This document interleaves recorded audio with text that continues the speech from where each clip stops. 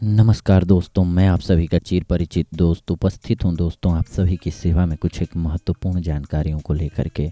जी हाँ दोस्तों, आज का हमारा टॉपिक है गर्भवती महिला के लिए सही आहार। जी हाँ दोस्तों, अगर आप गर्भावस्था में हैं तो किन चीज़ों को खाएं और किन चीज़ों को ना खाएं, ये लेकर के बहुत उहापोह रहती है, ख़ास करके औरतों में या फिर पुरुषों में भी जिनके बेबी होने वाले हों दोस्तों।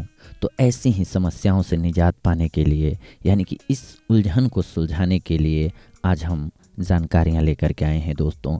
आज के व्यस्त जीवन में हम अपना खुद का तो ध्यान रख नहीं पाते, तो उन स्त्रियों के बारे में विचार किया जाए। जी हाँ दोस्तों, जो गर्भावस्था में हैं तो क्या होगा उनके लिए। तो खुद का ध्यान रखने के साथ साथ उस बच्चे का ध्यान रखना होता है जो उनके गर्भ में है। ये सच में उनके लिए एक चैलेंज से कम नहीं होता है दोस्तों। वैसे तो पूरा परिवार उनके साथ होता है, किंतु खुद को भी बहुत सी बातों का ध्यान रखना पड़ता है दोस्तों, ताकि बच्चा स्वस्थ रहे। और जब बच्चे को स्वस्थ रखने की बात आती है तो सबसे पहले ध्यान आता है भोजन का। जी हाँ दोस्तों, महिलाओं के शरीर में दो समयों पर अनेक बदलाव होते हैं, और ये दो समय हैं मासिक धर्म और गर्भावस्था। इन अवस्थाओं में इनके शरीर के अनेक हार्मोन बदलते हैं दोस्तों, तो इस वजह से भी इनका अपने शरीर के प्रति सचेत रहना ज़रूरी होता है। इस अवस्था में किसी भी तरह की असावधानी जच्चा और बच्चा दोनों के जीवन के लिए परेशानियों का सबब बन सकता है दोस्तों।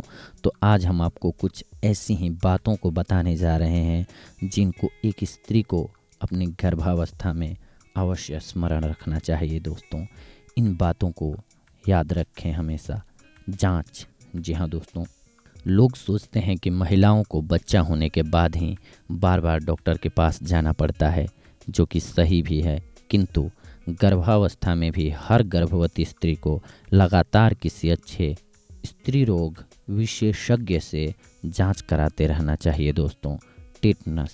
जी हाँ दोस्तों, अगर चिकित्सक सलाह दें तो आप टेटनस का इंजेक्शन भी अवश्य लगवाएं।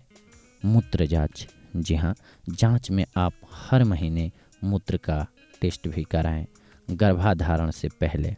अक्सर ये देखा गया है कि जब महिलाओं का शरीर गर्भाधारण के लिए तैयार होने लगता है तो उन्हें कम भूख लगने लगती है। अगर आपको भी ऐसा महसूस हो तो आप खाना ज़रूर खाएं, लेकिन हल्का खाना खाएं और थोड़े थोड़े समय के बाद खाएं। इससे आपके शरीर तक जरूरी पोषक तत्व पहुंचते रहेंगे। गर्भाधारण के बाद जैसे ही स्त्री को गर्भधारण के 2 महीने हो जाते हैं तो उनकी भूख अचानक से बढ़नी शुरू हो जाती है दोस्तों। ये भी आपके लिए अच्छा ही है। इस समय आपको अपने भोजन में ऐसे आहारों को शामिल कर लेना चाहिए जिससे आपके शरीर को ताकत मिले, साथ ही आप शरीर में पानी की कमी भी ना होने दें।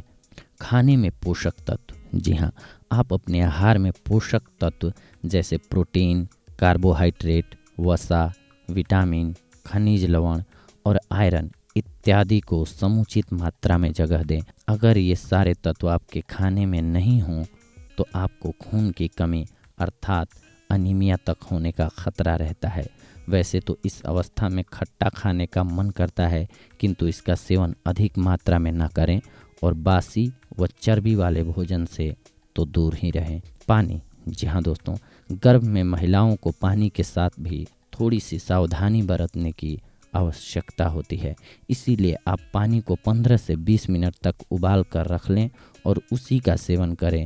अगर आप पानी को उबलते वक्त उसमें सुगंधी बाला, चंदन, नागर मोथा और शुद्ध चांदी व सोने का सिक्का डाल लें तो ये पानी आपके लिए सर्वश्रेष्ठ हो जाएगा।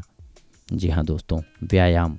गर्भावस्था में हल्का व्यायाम करें, किंतु उन सभी व्यायामों से बचें जिससे पेट में झटके लगते हैं। आप दौड़ लगाने, तैराकी करने, घुड़सवारी करने और टिटनेस जैसे खेल खेलने से भी बचें। शरीर के व्यायाम के साथ साथ मानसिक व्यायाम भी आवश्यक है दोस्तों। आप इन बातों का ज़रूर ध्यान रखें।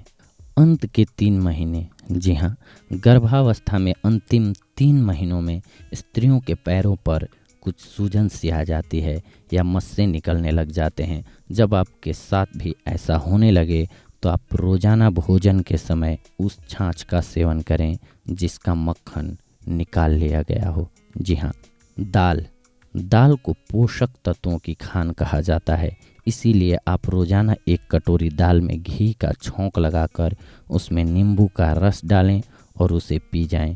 ये आपके शरीर में प्रोटीन की कमी नहीं होने देता। वैसे तो आप मसूर, चौलाई, चना दाल पी सकते हैं, किंतु मूंग की दाल आपके लिए सर्वाधिक उचित होता है।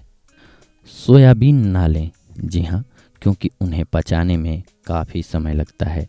हरी सब्जियाँ, जी हाँ, आप बीच बीच में हरी सब्जियाँ जैसे कि करेले, भिंडी, तोरी, टमाटर, बथुआ, पुदीना, पालक, गाजर, पेठा इत्यादि सब्जियों को भी ग्रहण करते रहें, क्योंकि ये वात, पित्त और मलगम का नाश करते हैं।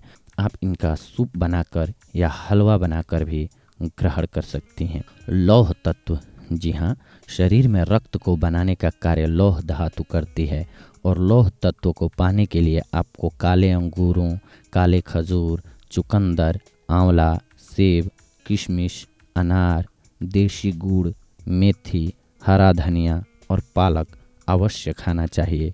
इसके साथ आप वे भोजन भी अवश्य लें जिनमें विटामिन सी की मात्रा अधिक हो, क्योंकि इन सब को पचाने के लिए आपको इस विटामिन की आवश्यकता अवश्य पड़ेगी। फल, जी हाँ दोस्तों, आप फलों के रूप में ऊपर बताए गए पदार्थों जो हमने अभी आपको बताया दोस्तों के साथ हरा नारियल, उसका जल, स्ट्रॉबेरी, लीची, अनानास, सीताफल, अमरूद, तरबूज, कैथ और चीकू इत्यादि भी कभी कभी खा सकती हैं, किंतु ध्यान रहे कि आप पपीते का सेवन बिल्कुल भी ना करें, क्योंकि पपीता गर्भपात कराता है।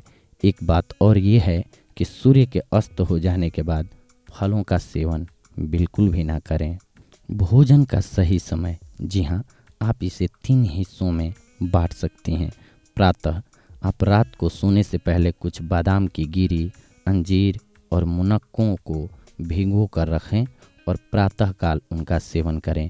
आप इसे नाश्ते का नाम भी दे सकती हैं। पंचामृत, जी हाँ, पंचामृत पाचन शक्ति को बढ़ाने के लिए लिया जाता है।